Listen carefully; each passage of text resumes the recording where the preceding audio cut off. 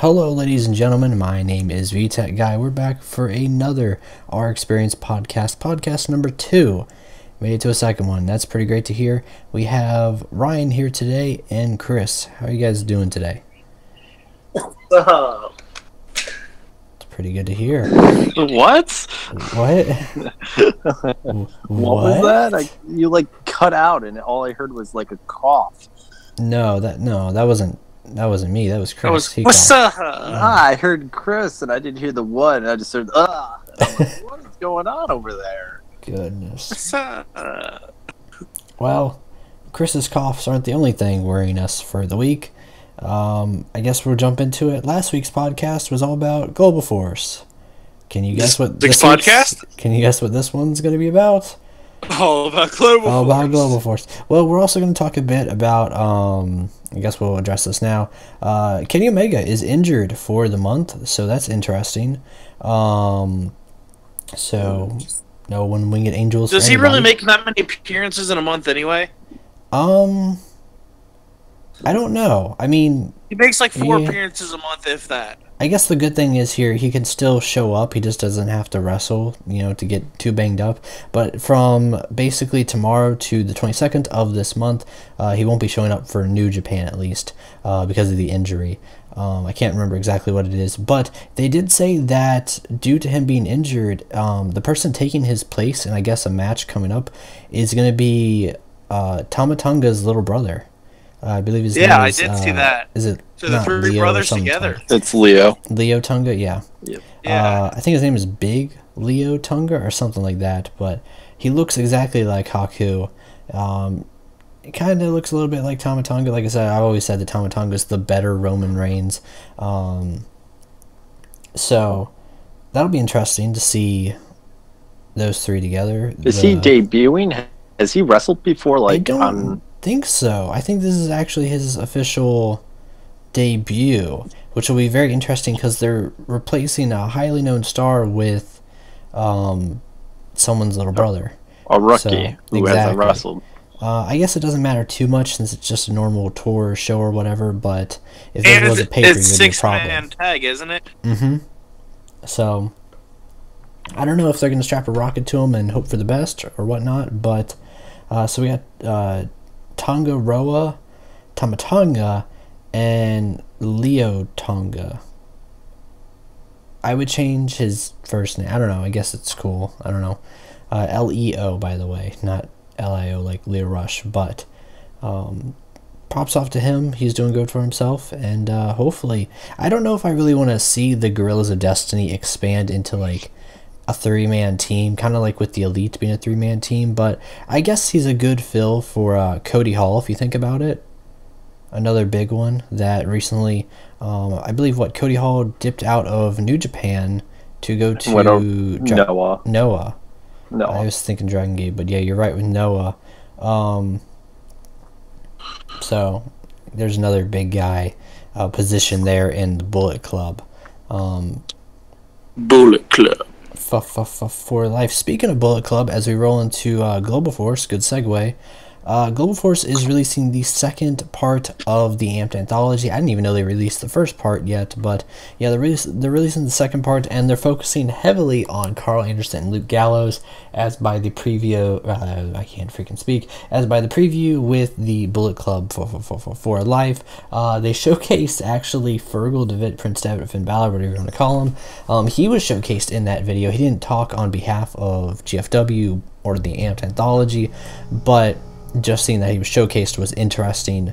So was AJ Styles.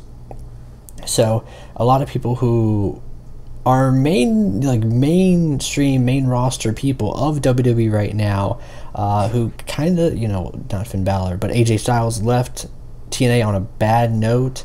Kind of interesting to see that, they're easily able to use them, and use this footage, especially in New Japan footage. But I guess because at the time, if you guys remember, Global Force was saying it was like Wrestle Kingdom 11 brought to you by Global Force or something. You remember that? Yeah. When Jeff Jarrett tried to take the I guess, Jeff honor Jarrett of tried to Wrestle Kingdom. steal New Japan from them. Yeah, which was it was pretty funny. It was actually a really good Wrestle Kingdom that year. I'll give them that because they did have Jim Ross. I can't remember, was it Steve Corino or someone else.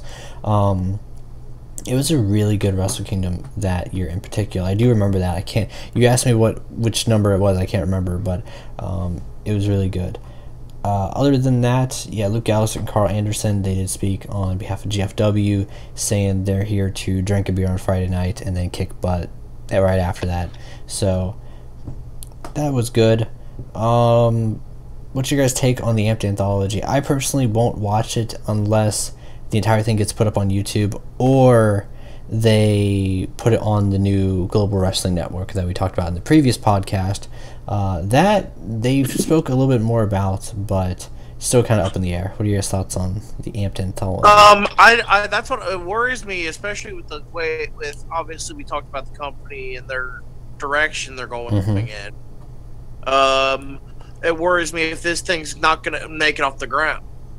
Yeah, that'll be the sad part.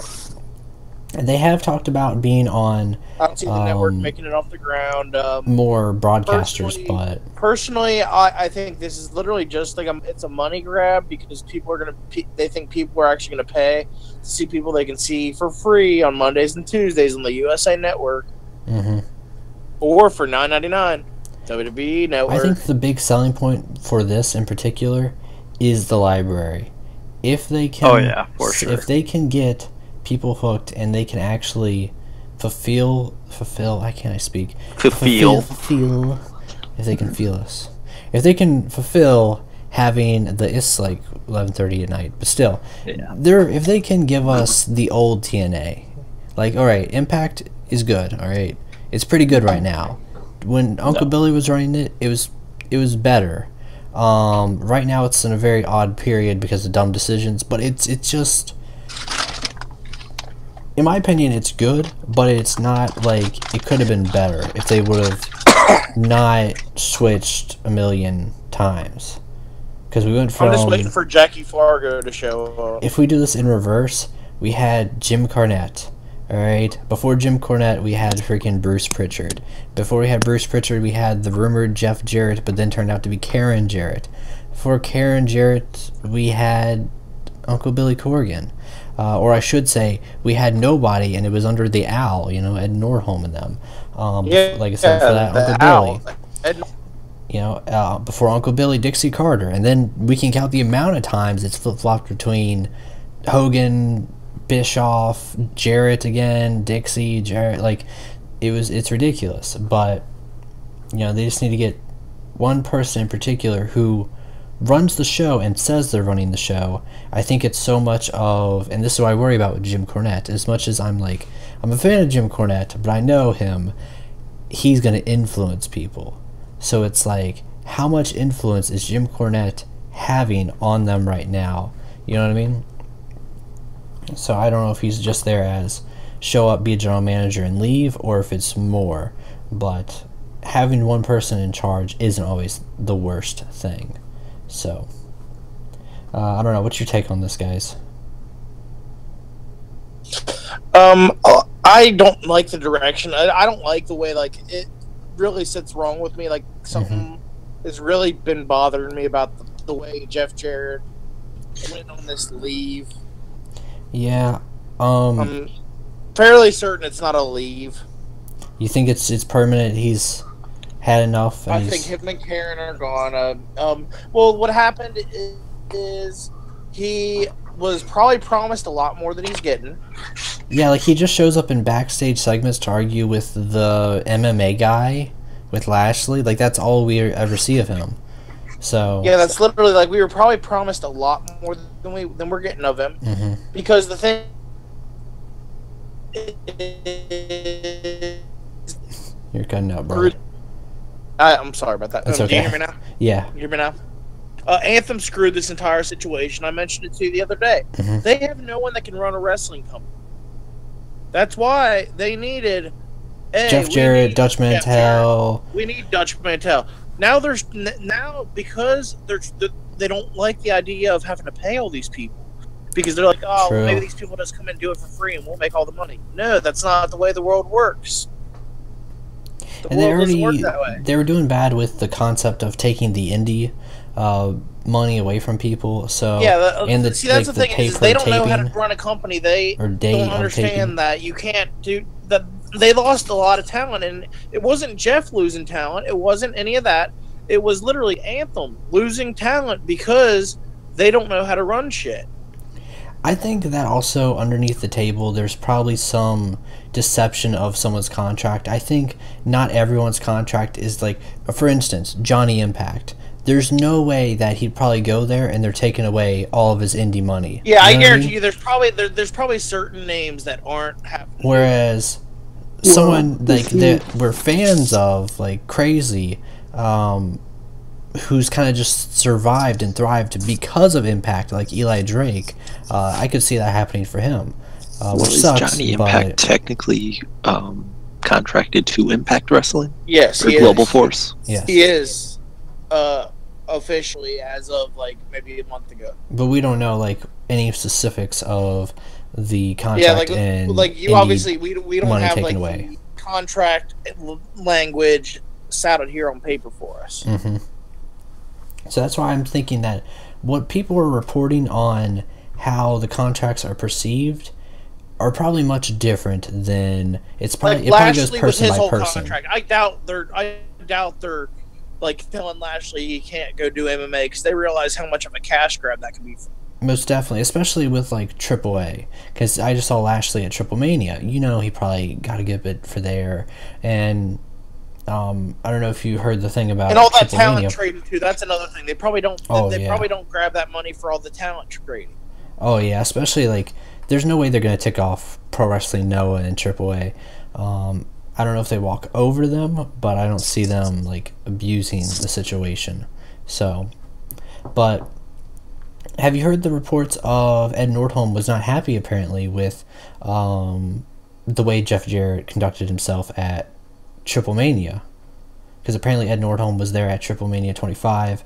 Ed Nordholm needs to just stay far away from professional wrestling events. The thing is, Jeff Jarrett's gimmick is based around him being absurd, being obnoxious, being Being racist. a hillbilly. Yeah, and that's the thing of like he's always done that in Mexico, but I guess to someone who hasn't seen it in person and seen like, you know, sure it's 2017, Someone whatever, but who's just getting into the wrestling business and doesn't understand that certain characters are already established, certain ways of the way people do things are already established. Is that you're not coming into something new.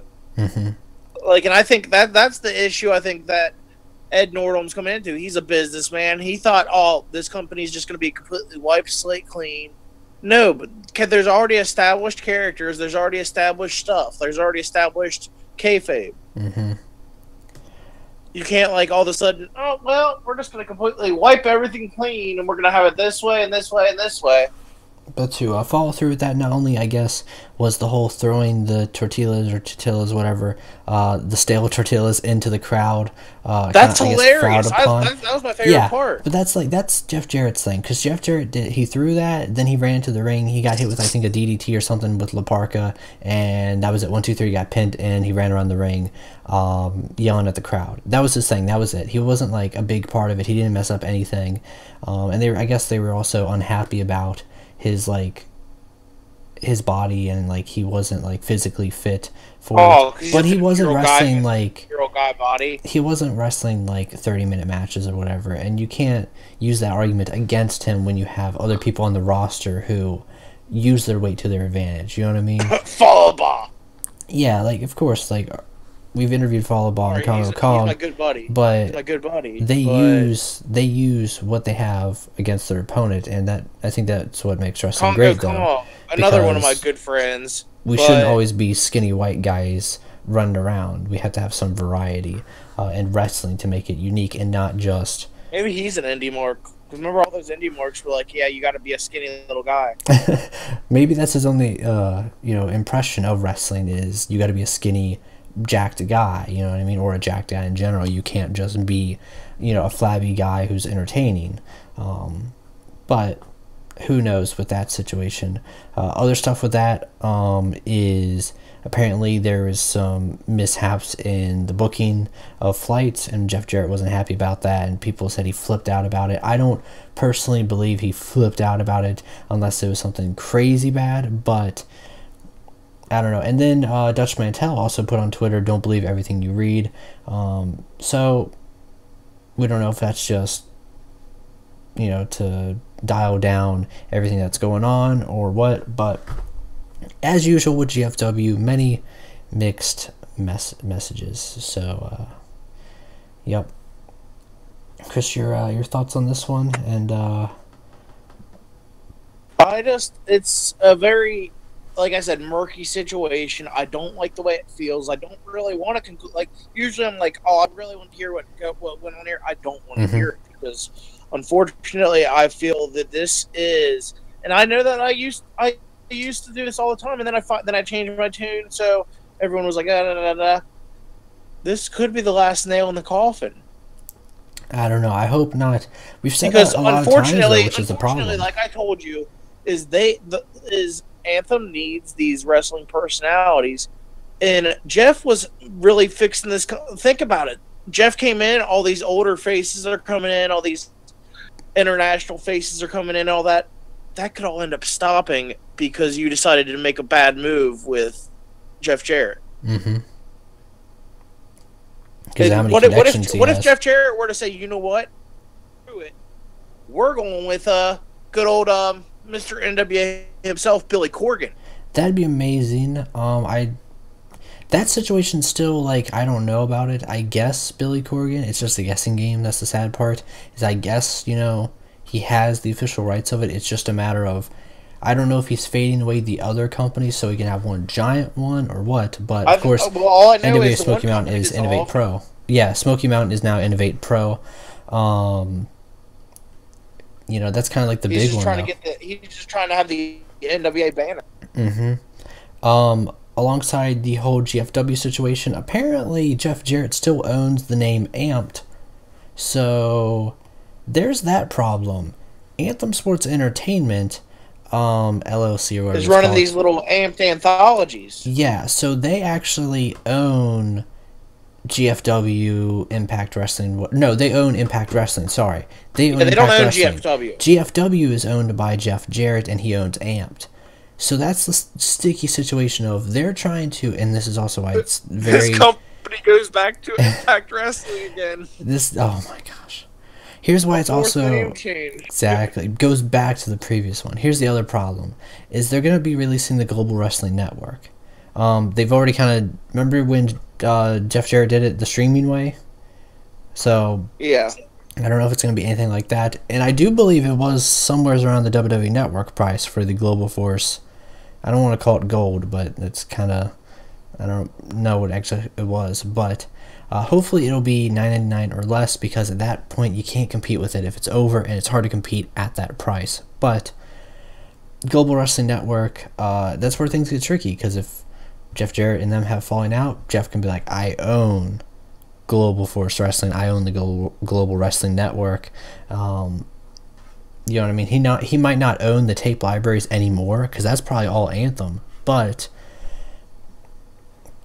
we've already heard before that John Gaburik and Kevin Dunn have spoken before about the WWE claiming the team. Yeah, Kevin Dunn, Gaburik hit up Dunn and said, hey, you should buy this. So, good job for Kevin Dunn there. As much as people don't like him, he probably should have gone through and bought that, but I guess that's where the whole Anthem thing then occurred.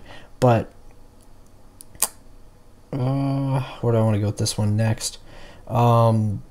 Yeah, very sticky situation, because think about it. Jeff Jarrett could just be like, screw this, take a whole bunch of his guys, leave, and he could like split it literally in half. We could go back to Impact Wrestling, and then we'd still have Jeff Jarrett's Global Force Wrestling.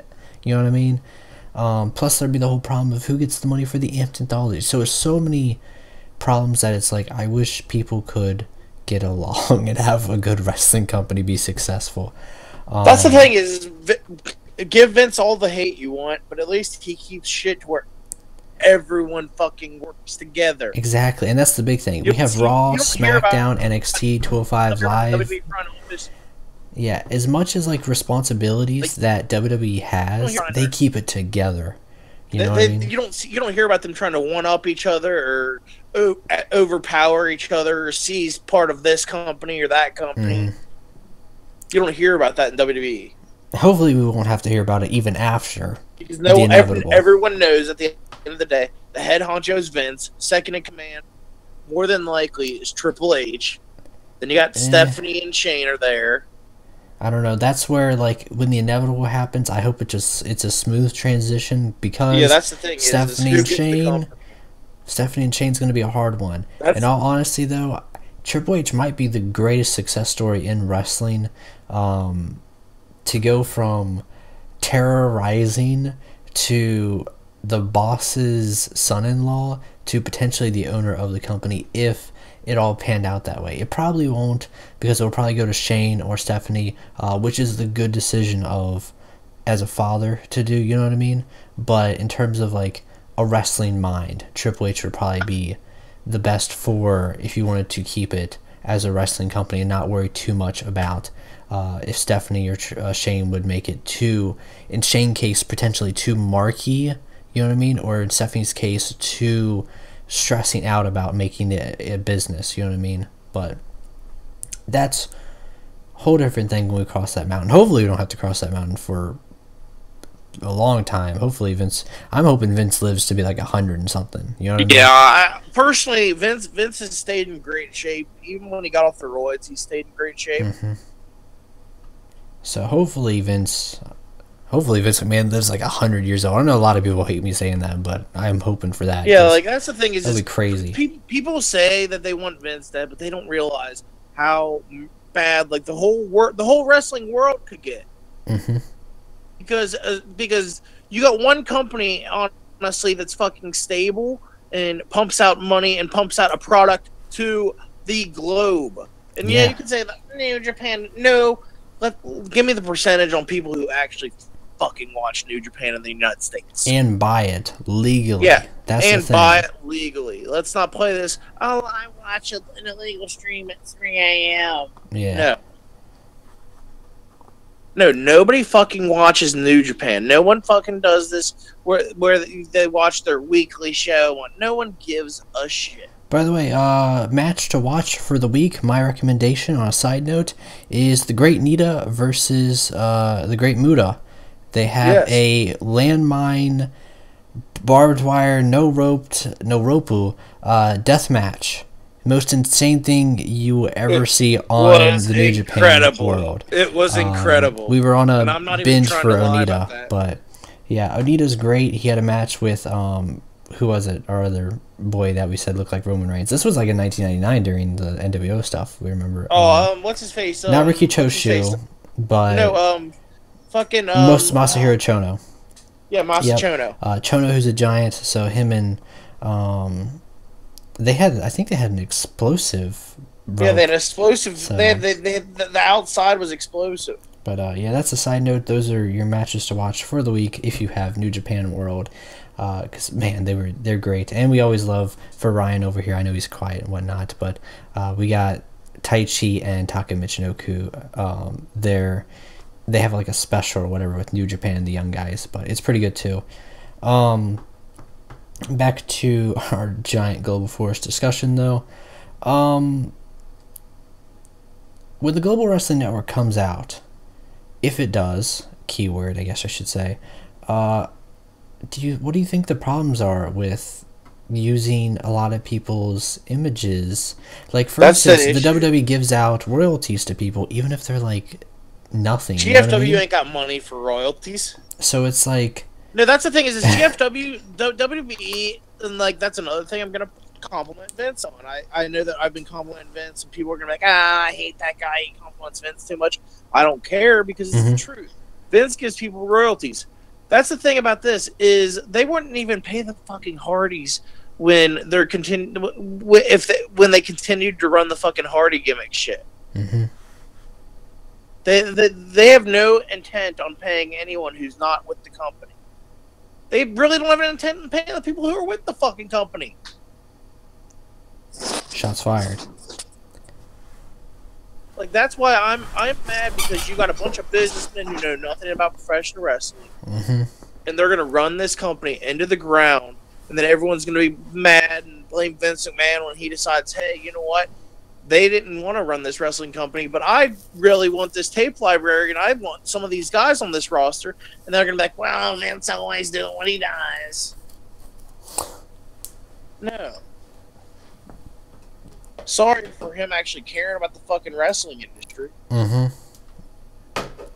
Especially with how profitable that tape library really is. Yeah, the thing is the WWE Network would become the top wrestling streaming network. It probably already is. Well, without a doubt, it already is. New Japan's really good, but at the same time, WWE has so much more. And they give you original content, too. That's the thing. New Japan does that also, but not as, not as good in my opinion. I think that's the thing is like WWE really does try to branch out globally. So, like, think about what if they were to get that tape library, they would just immediately throw up. Probably those weekly pay-per-views would immediately go up. On to another discussion. On the side, though, Jimmy Havoc and Mark Haskins, they will be meeting in a death match at Progress Chapter 55. That'll be interesting. Of course, Jimmy Havoc. Mark Haskins? Yes, Mark Haskins. Haskins. He doesn't strike me as a deathmatch guy, but obviously, Havoc's a great deathmatch guy, but Haskins. The story here is I don't watch Progress religiously, unlike some people who could better fill the gaps in on this. I kind of just saw it, and I was like, cool. Jimmy Havoc's amazing. Mark Haskins amazing. I'm gonna watch it. Kind of like with the King of Trios recently happened, and I watched that. So shout out to British Strong Style, or should I just say?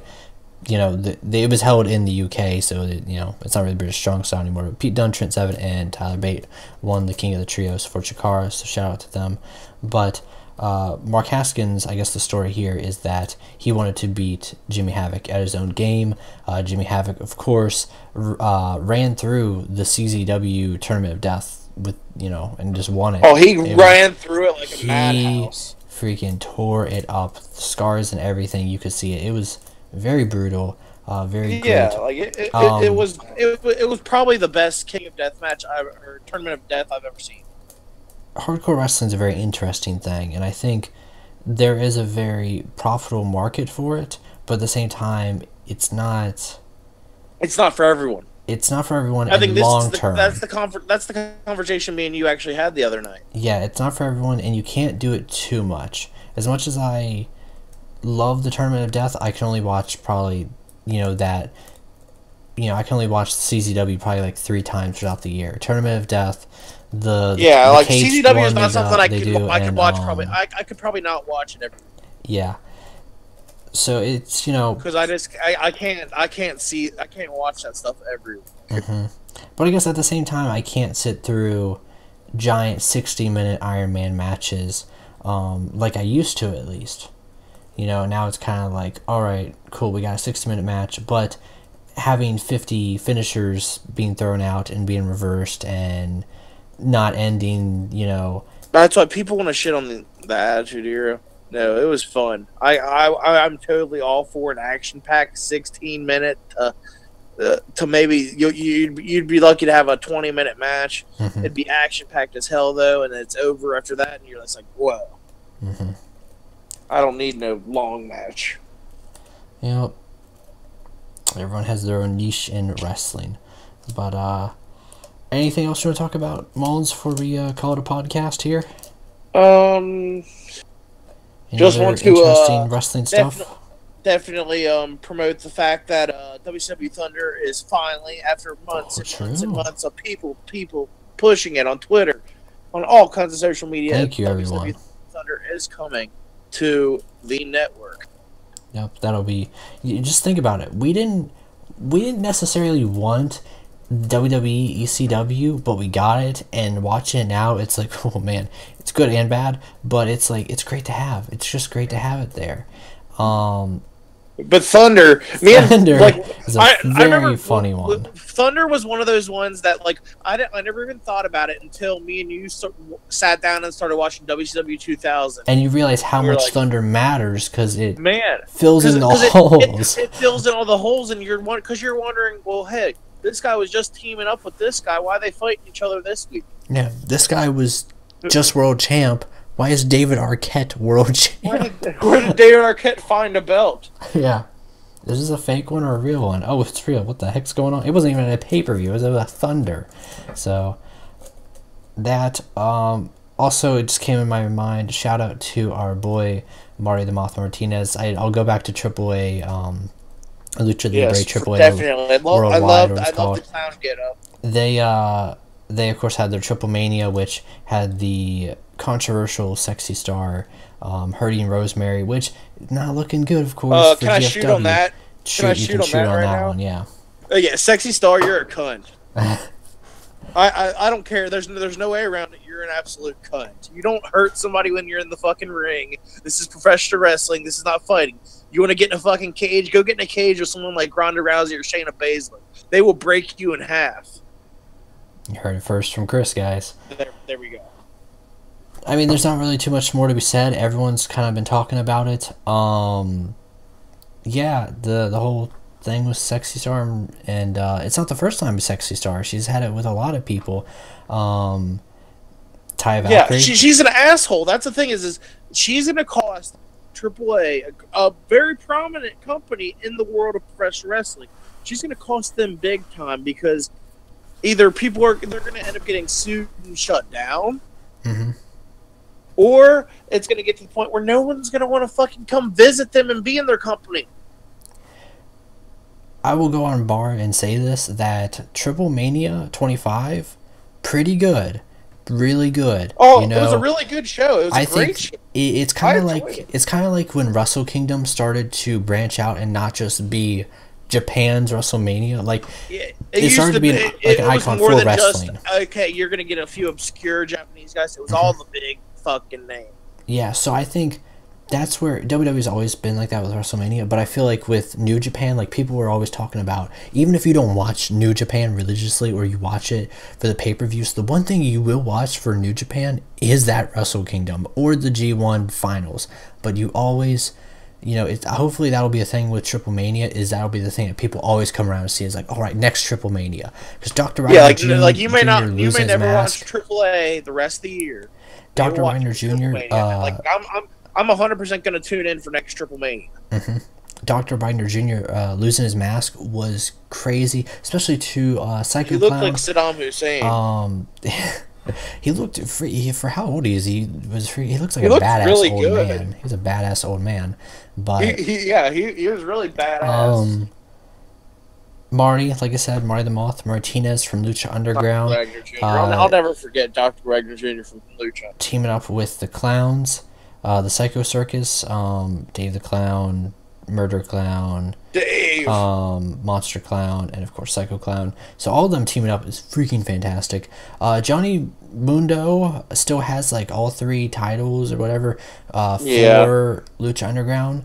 And he actually made, the best part is, if you know the story of why Taya Valkyrie isn't in AAA anymore, it's because of Sexy Star and Vampiro, because Vampiro went behind Taya Valkyrie's back, took the title from Johnny Mundo and gave it to Sexy Star because of some illegal choke. Yeah, Taya Valkyrie did an illegal chokehold.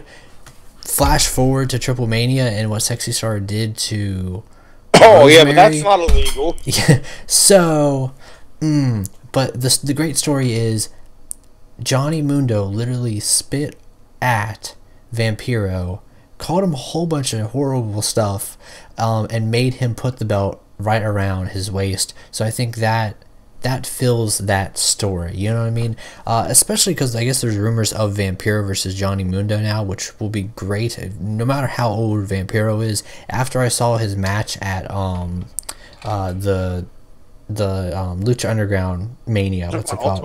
Ultima Lucha. Thank you. After I saw him and Pentagon work in that hardcore death match, he can still go. Like I was surprised. Still go, especially because he doesn't look the way he used to. Yeah. Obviously, where because like if what I'll always remember him as is him and his dreadlocks, his WCW days. It's like skeleton face mask. His Basically skeleton Sting's face brother, paint, his right? dreadlocks, his tattooed body. And he's Sting's brother, right? That's the kayfabe in that. Yeah, he was Sting's kayfabe brother. Yeah, but yeah, it was the Kane and Undertaker of WCW. It's a great time to be alive for wrestling.